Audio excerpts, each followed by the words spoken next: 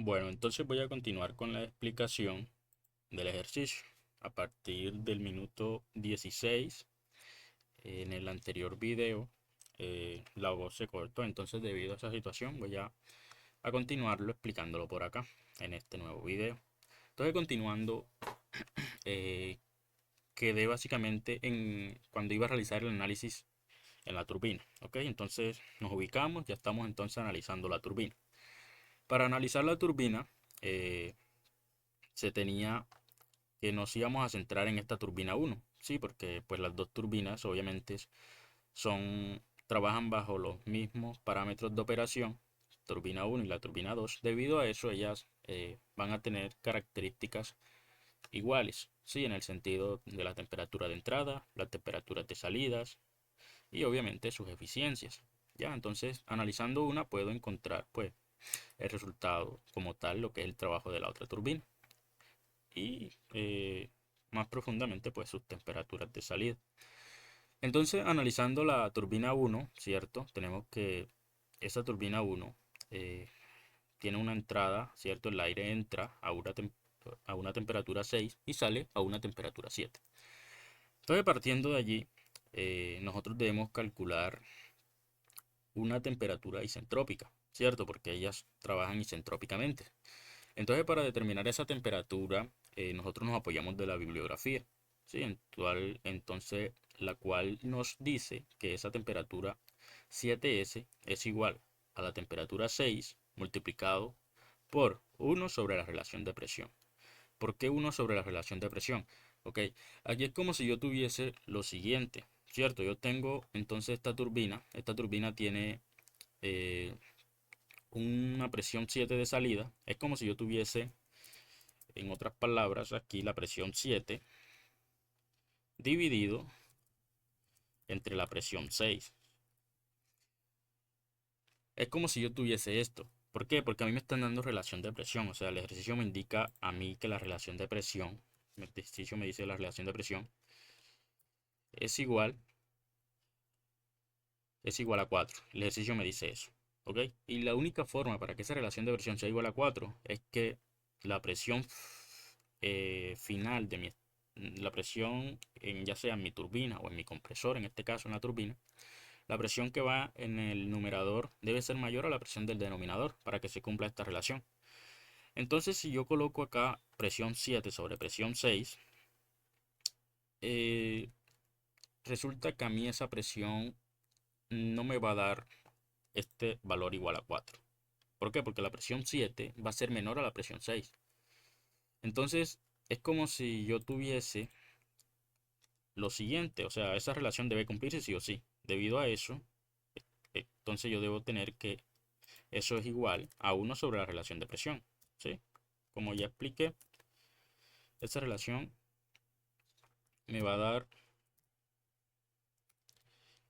me va a dar un cuarto, ¿ok? Me va a dar un cuarto, porque la presión final es mayor a la presión inicial en esa turbina.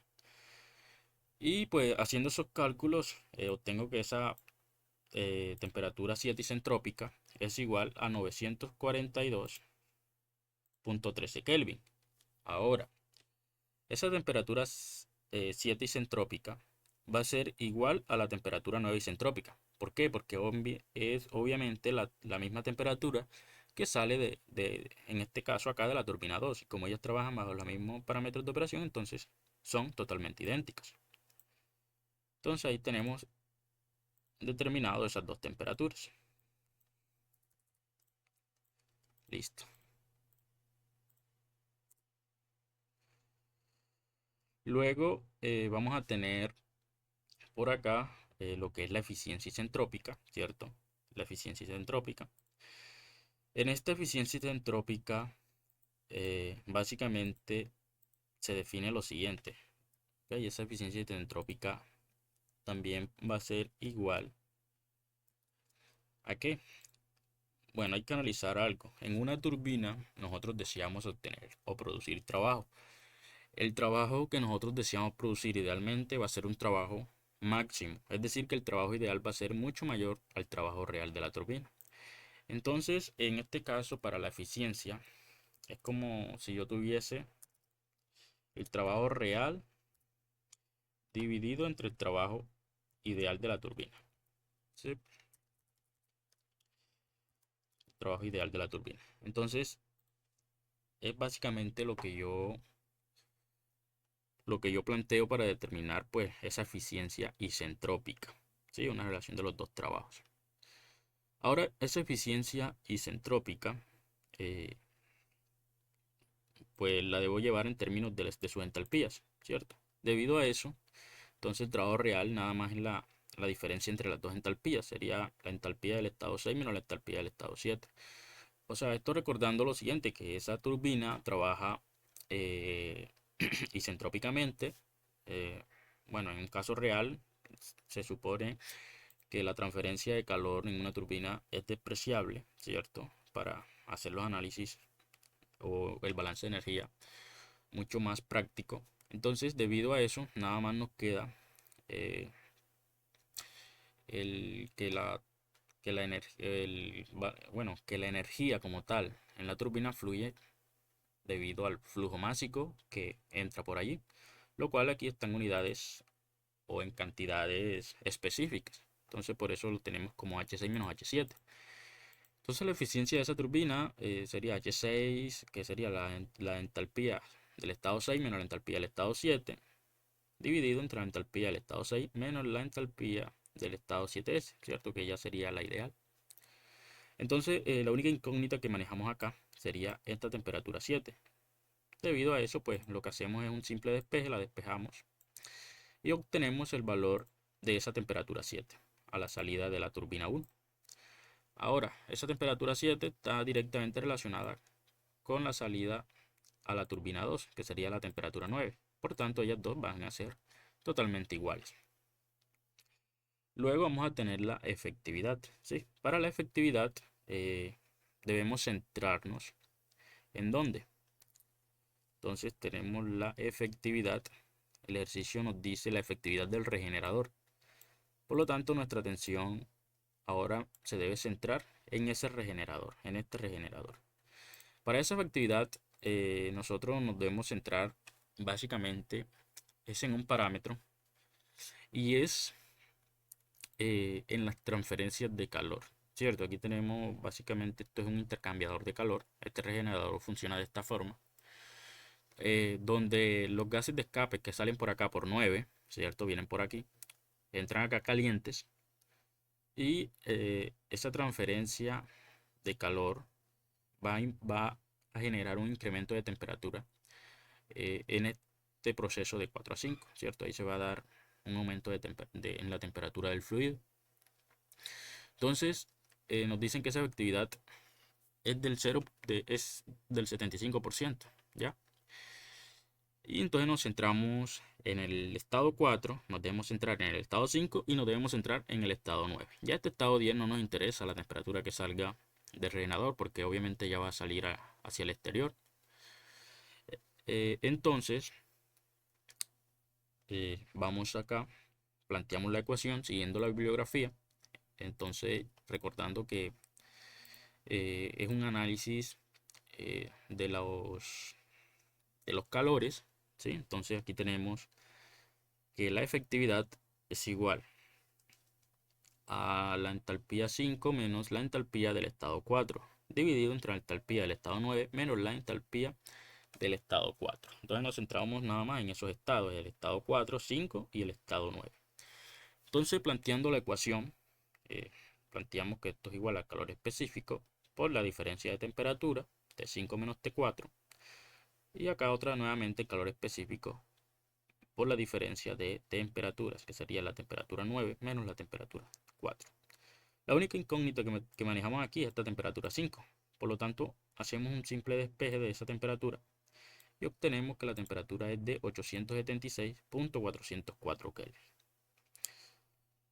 Listo. Ahora acá lo que vamos a continuar es pues realizar un respectivo balance de energía, ¿cierto? En este balance de energía se considera que los estados que se manejan acá o todo el proceso, un proceso que funciona en estado estacionario, quiere decir que con el tiempo, pues no van a cambiar, digamos, sus propiedades en un contexto global. Por lo tanto, a nosotros nos interesa la energía que entra y la energía que sale. Pero para hacer las cosas un poco más prácticas, vamos a centrarnos en analizar directamente cada componente, ¿cierto? Lo que es compresor, lo que es turbina, lo que es eh, cámara de combustión, recalentador, ¿sí? Entonces sería eso. Bien, ahora el ejercicio por acá nos dice que debemos determinar la relación del trabajo de retroceso. Esta relación de trabajo de retroceso relaciona básicamente dos trabajos.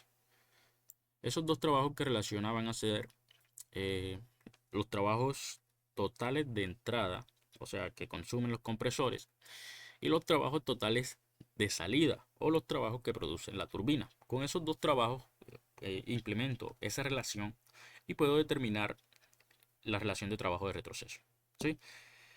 Y bueno, para la eficiencia térmica, debo considerar o determinar el trabajo neto, que obviamente ya teniendo los trabajos totales, tanto de entrada como de salida, puedo determinar el trabajo neto y, y los calores que están entrando. Luego hacemos un análisis más detallado cuando nos centremos en eso. Inicialmente vamos a determinar la relación del trabajo de retroceso. Listo. Entonces, inicialmente debemos calcular el trabajo de los compresores. Sí, vamos a seguir de esa forma. Entonces, esos trabajos en los compresores, eh, como se supone que este proceso trabaja de forma estacionaria, entonces este cambio de energía interna en el sistema va a ser igual a cero y nada más va a haber energía, ¿cierto? Debido al trabajo que entra, que sería un trabajo que se le suministra al compresor y un trabajo que es debido a la masa, ¿ok? Entonces, considerando eso, nos queda que el trabajo del compresor de entrada es de un solo compresor. ¿Por qué? Porque analizando uno, luego al siguiente compresor lo multiplico por 2 y obtengo el trabajo total de entrada.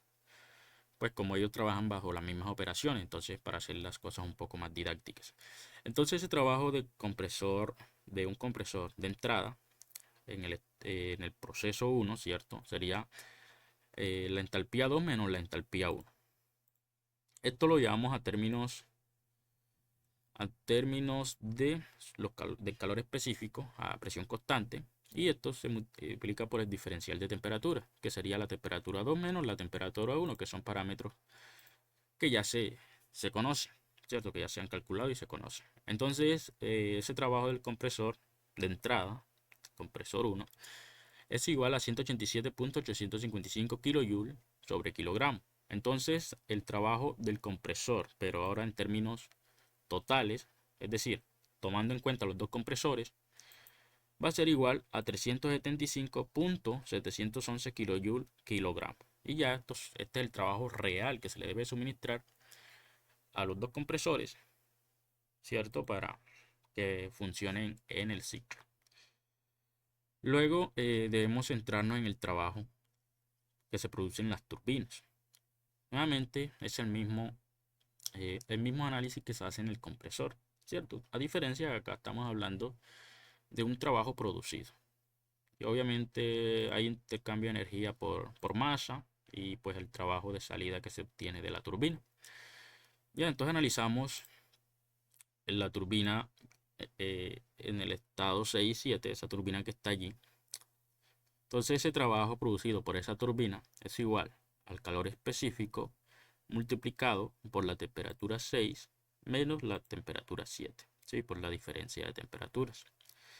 Y nos da que es un resultado de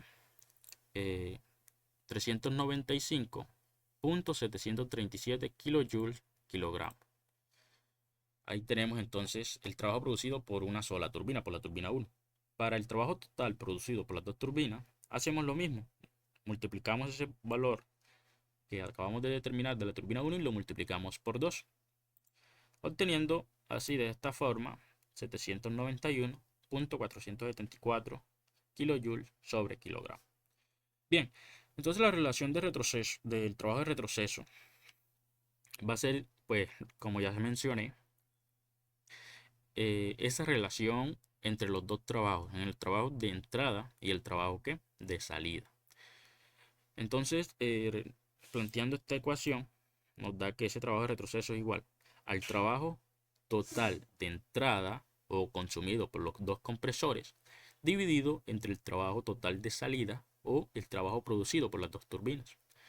Y nos da que es un valor de 0.475. Esa es la relación de retroceso de nuestro ciclo. Listo. Ahora para determinar pues, la eficiencia debemos calcular o analizar los calores, ¿cierto? ¿Dónde está entrando calor en nuestro sistema? Porque según la primera ley establece que la eficiencia térmica es igual al trabajo neto dividido entre los calores, el calor que está entrando, calor total de entrada. Entonces, bueno, vamos a analizar ese, dónde se está dando esa entrada de calor, ¿sí? ¿Dónde se suministra calor al sistema? Entonces tenemos nuestro ciclo aquí. Tenemos varios elementos. Tenemos un interenfriador, tenemos una cámara de combustión, tenemos un recalentador. Y en estos elementos que mencioné, debemos analizar dónde se está adicionando calor a nuestro sistema. Listo. Resulta que en este interenfriador, básicamente nosotros tenemos un compresor que la temperatura va a entrar a 300 Kelvin, ¿ok? Entonces la temperatura entra por aquí a 300 Kelvin y va a salir con una temperatura 2. Por fortuna ya la conocemos. Esa temperatura 2 es de 486.921 Kelvin.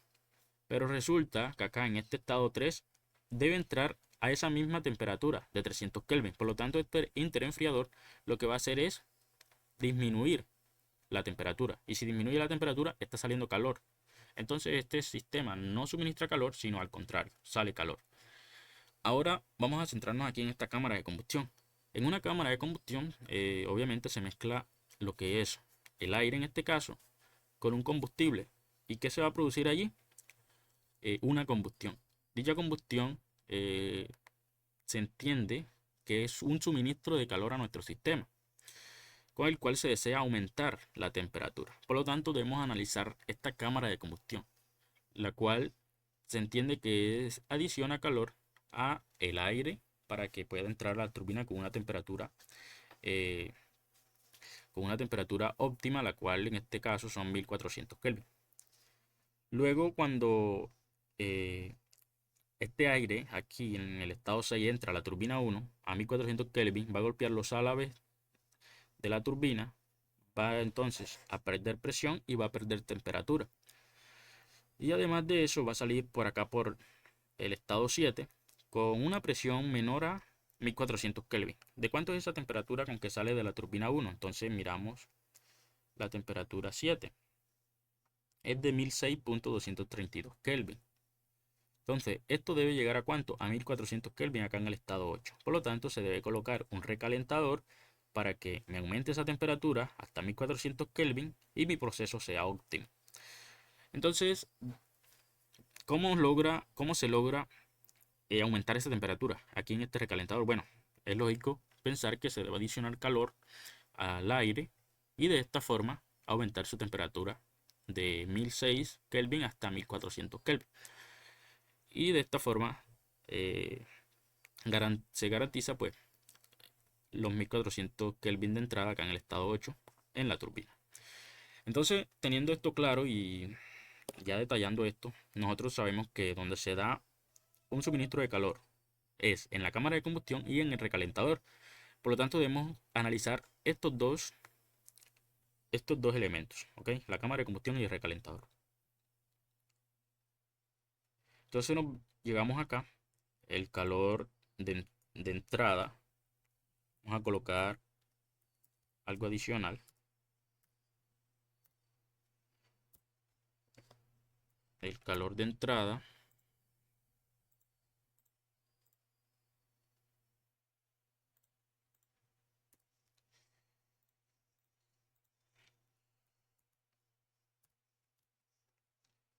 sería igual,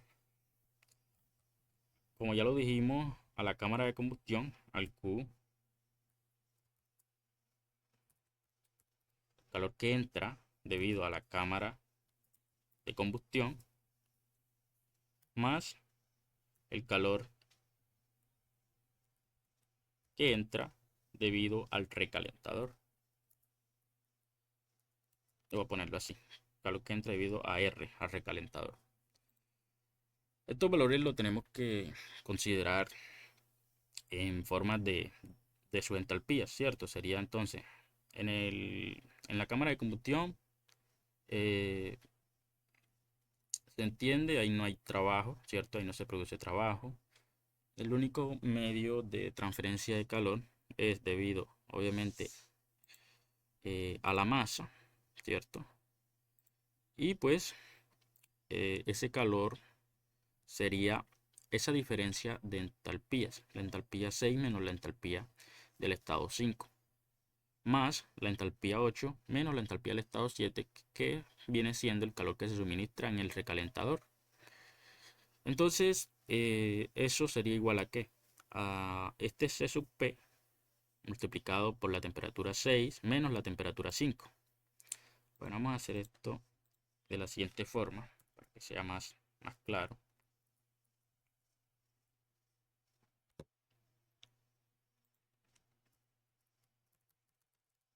Temperatura 6 multiplicado por la temperatura 6 menos la temperatura 5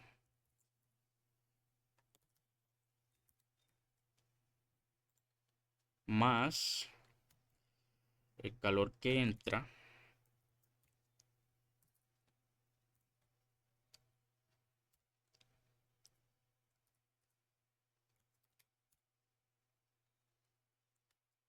debido al recalentador en la otra turbina, la turbina 2, para aumentar esa temperatura. Entonces sería la temperatura 8 menos la temperatura 7. Y nos resulta que ese calor de entrada es igual a 921.951 kJ sobre kilogramo. Entonces luego calculamos el trabajo neto. El trabajo neto es la diferencia entre los calores totales producidos por la turbina y los calores totales que se deben suministrar al compresor. Entonces, realizando esa diferencia, nos da que ese trabajo neto es igual a 415.763 kJ sobre kilogramo. Por último, nos queda pues determinar, cierto, la eficiencia a partir de la primera ley.